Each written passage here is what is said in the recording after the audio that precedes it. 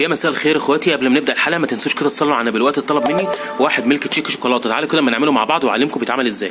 اول حاجه هنجيب الخلاط بتاعنا، بعد كده هنكون مجهزين الجالون الايس كريم الشوكولاته، وهناخد من الجالون ده 3 بولات من ايس كريم الشوكولاته.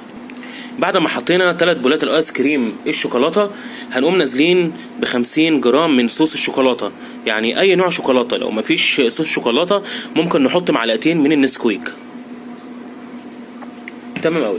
بعد كده هنقوم نازلين بنص كوبايه لبن او اقل من نص كوبايه لبن علشان يتماسك معانا ويدينا القوام التقيل قوي. تمام قوي. بعد كده هنغطيه وهنسيبه يتضرب لمده 10 ثواني.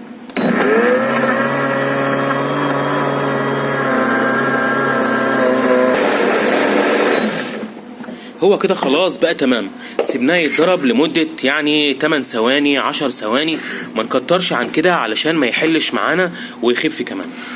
بعد كده هنقوم جايبين الكوباية بتاعتنا وهنجرنش كده الكوباية، نزوقها بصوص الشوكولاتة اهو علشان نقدمها مظبوطة. يعني زي ما انتوا شايفين الميلك تشيك شوكولاتة تقيلة، هو هوريكم دلوقتي وهو نازل عامل ازاي اهو، نازل تقيل اهو. هو ده المطلوب، اهم حاجه عندي ان هو ينزل تقيل. طول ما هو تقيل طول ما هو هيدينا الطعم، يعني هيدينا طعم الميلك تشيك شوكولاته بالظبط. يعني بيطلب بقى الكبار والصغيرين والاطفال بيحبوه يعني. تمام قوي.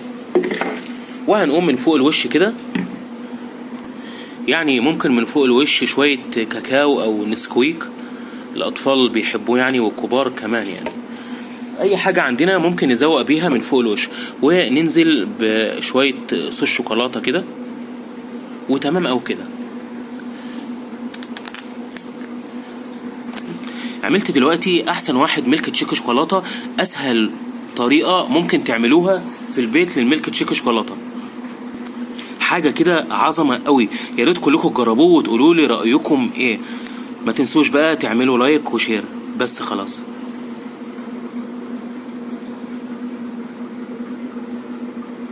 وبعد كده نقول بقى الف هنا وشفا للي هيشربه ونقدمه على كده. شكرا. تسلم ايدك. شكرا.